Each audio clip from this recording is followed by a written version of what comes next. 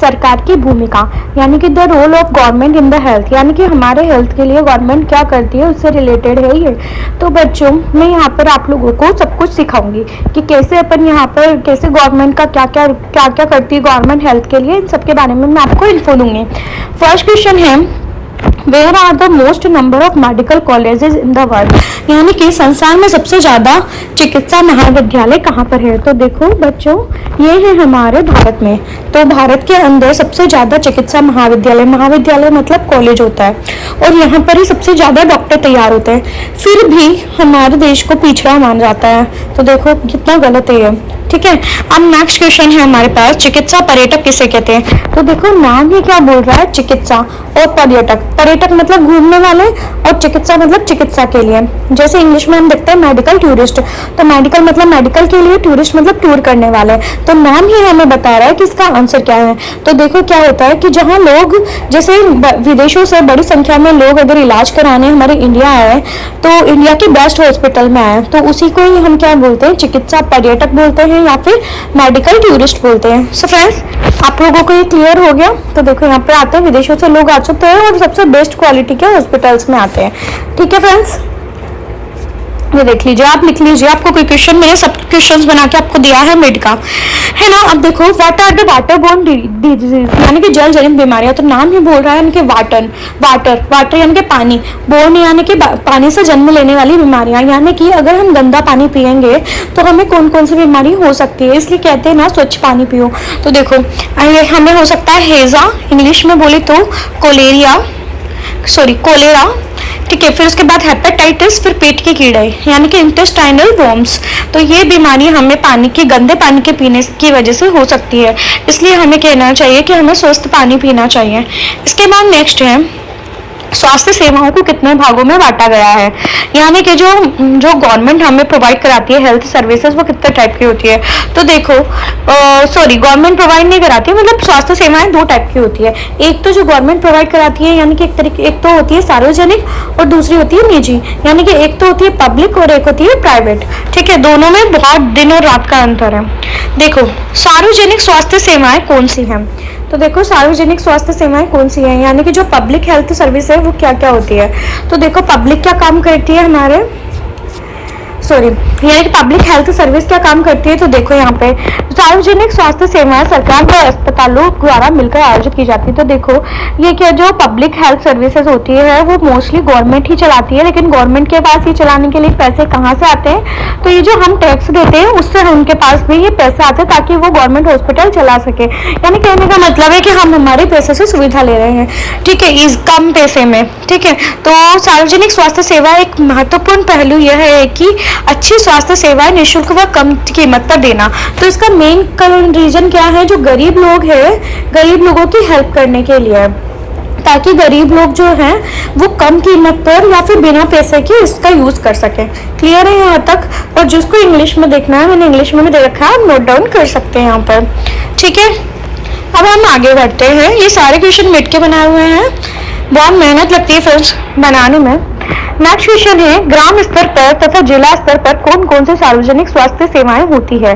तो देखो यहाँ हम किसकी बात करें, पब्लिक हेल्थ सर्विस की बात करें, यानी कि जो कम कीमत पर होती है उसकी बात कर रहे हैं। तो यहाँ पर जो गांव स्तर पर यानी कि ग्राउंड यानी कि जो गांव होते हैं विलेज लेवल पर, तो कौन क्या होता है विलेज लेवल पर, देखो एक स्वास्थ्य केंद्र होता है, यानी कि एक छोटा सा स्वास्थ्य केंद्र होता है जिसको हम प्राथमिक स्वास्थ्य केंद्र भी बोलते हैं, जहाँ मेनली एक नर्स होती है और एक ग्राम स्वास्थ्य सेवक होता है ना। तो देखो यहाँ पे इन्हें सामान्य बीमारियों के इलाज के लिए प्रशिक्षण दिया जाता है। ठीक है, तो इनको क्या करते हैं, सामान्य बीमारी यानी कि छोटी मोटी बीमारी जैसे बुखार खांसी की बुखार या खांसी इनके लिए दिया जाता है, मतलब ध्यान देने के लिए। बड़ी बीमारी के लिए नहीं होता है, छोटी मोटी बीमारियों के लिए होता है।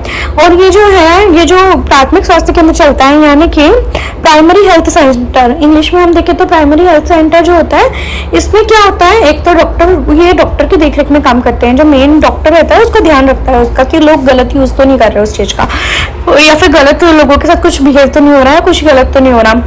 There are district hospital at the district level, और यहाँ पर जिला अस्पताल होते हैं जिला लेवल पर, यानी कि सिटीज़ में तो हॉस्पिटल्स होते हैं, सिटीज़ में तो इतनी दिक्कत आती नहीं है, तो इन सभी स्वास्थ्य केंद्रों की दिक्कत करता है हम। ठीक है, तो देखो इसके बाद नेक्स्ट क्वेश्चन है हमारा निजी स्वास्थ्य सेवाएं। तो देखो नाम ही बोलती है निजी, यानी कि प्राइवेट, तो प्राइवेट नाम ही कहता है कि जो एक अकेले पर्सन का या किसी एक फर्म का हो, यानी किसी भी एक पर्सन या किसी भी एक चीज़ का हो वो चीज़, और कोई दूसरा उसके अंदर इंटरफेयर नहीं कर सके, है ना। और वो चीज़ें जो भी होती है प्राइवेट चीज़ें, जैसे प्राइवेट जब तुम किसी भी जगह पे जाओगे तो वो सब क्या होते हैं, महंगे होते हैं, पैसे दो यूज़ करो।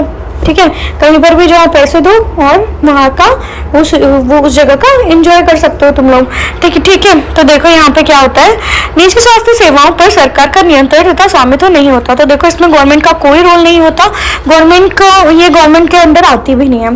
तो देखो यहाँ पर क्या होता है, यहाँ पर लोगों को जो मरीज होते हैं उनको बहुत ज़्यादा पैसा देना पड़ता है। ठीक है, बहुत ज़्यादा पैसा देना पड़ता है यहाँ पर, तो ये गरीब लोगों के लिए तो बहुत कम प्रेफरेंस होती है, बहुत अमीर लोग ही इसका यूज़ कर सकते हैं।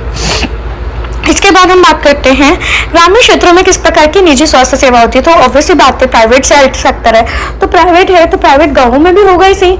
तो देखो गाँव में क्या होते हैं, पंजीकृत चिकित्सा व्यवसायी होते हैं, यानी कि RMP बोलते हैं उसको, रजिस्टर्ड मेडिकल प्रैक्टिशनर्स। ठीक है, तो ये बहुत ज़्यादा पैसा लेते हैं। ठीक है, यहाँ तक क्लियर है हमारा।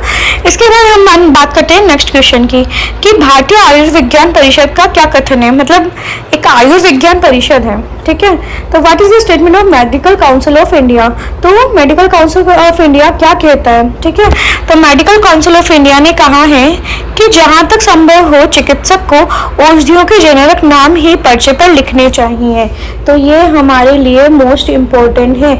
जेनेरिक नाम मतलब जब भी आप कोई दवाई लेंगे उसके पीछे उसके कौन सा केमिकल स्ट्रक्चर होता है, उसमें क्या क्या केमिकल्स मिले हुए हैं, वो सब इन्फॉर्मेशन होती है। तो इनको हम जेनेरिक नाम बोलते हैं और इसकी पूरी तरीके से लिखना चाहिए, ताकि क्या होता है कि एक ही केमिकल वो नेम होते हैं वो अलग अलग कंपनीज बनाती है, तो कंपनीज अपने हिसाब से पैसे फिक्स करती है, तो वो जेनेरिक नाम की दवाइयाँ सस्ती भी मिल सकती है। तो डॉक्टर को सिर्फ और सिर्फ वही नहीं देखना चाहिए कि महंगी दवाइयाँ दे, वो सिर्फ जेनेरिक नाम लिख सके, तो वो जो मरीज है वो अपने हिसाब से कोई सी भी दवाइयाँ कम कीमत पर ले सकता है उसी लेवल की। ठीक है, यहाँ तक क्लियर है। अब नेक्स्ट हम बात करते हैं कोस्टा रिका सबसे स्वस्थ देश क्यों माना जाता है। तो देखो क्या होता है, why is Costa Rica considered the healthiest country. तो देखो क्या होता है, कोस्टा रिका एक कंट्री है जो कि दक्षिण अमेरिका में यानी कि साउथ अमेरिका में है। ठीक है, साउथ अमेरिका में है, और यहाँ पर क्या होता है, इन देश ने ये बात करी थी कि वो जो अपना सारा पैसा है, ये देश क्यों फेमस है, क्योंकि इस देश ने क्या करा, सारा जो पैसा है वो सेना को देना मना कर दिया। सेना के लिए पैसा खर्च नहीं करेगा ये, और ये पैसा खर्च करेगा किस चीज़ पर, लोगों की शिक्षा, स्वास्थ्य और जो मेन चीज़ें हैं उस पर फोकस करेगा। ठीक है, यानी कि हमारी शिक्षा, स्वास्थ्य यानी कि हेल्थ पे, और जो मेन इंपॉर्टेंट चीज़ें उस पर खर्च करेगा। सेना पर ये ध्यान नहीं देगा। कौन सा देश है, कोस्टा रिका। ठीक है, यहाँ तक क्लियर है। ठीक है, इसके बाद हम नेक्स्ट क्वेश्चन है ओपीडी क्या होता है, यानी कि व्हाट इज ओपीडी। तो ओपीडी क्या है, ओपीडी एक आउट पेशेंट डिपार्टमेंट है, यानी कि देखो ये हमारा फोटो में बता रखा है, फोटो से मैं आप लोगों को समझाती हूँ, एक सेकेंड। देखो ये फोटो है, फोटो में क्या है कि यहाँ पर रिसेप्शनिस्ट है, ये डॉक्टर अंदर जा रहा है और अंदर ये बुलाते हैं ताकि पेशेंट अंदर जाए, तो जो बाहर वेट करते हैं उसको ही क्या बोलते हैं, ओपीडी बोलते हैं। ठीक है, यानी कि इसको बोला जाता है आउट पेशेंट डिपार्टमेंट, यानी कि बाह्य रोगी विभाग। ठीक है, यहाँ तक क्लियर है हमारा। तो ये हमारा वीडियो कंप्लीट होता है फ्रेंड्स। प्लीज़ आपको मेरा ये वीडियो पसंद आता है तो प्लीज़ इसे लाइक, शेयर एंड सब्सक्राइब जरूर कीजिए एंड बेल आइकन को जरूर दबाइए। अब मैं नेक्स्ट वीडियो आप लोगों के लिए जल्द ही लेके आऊँगी। Thank you.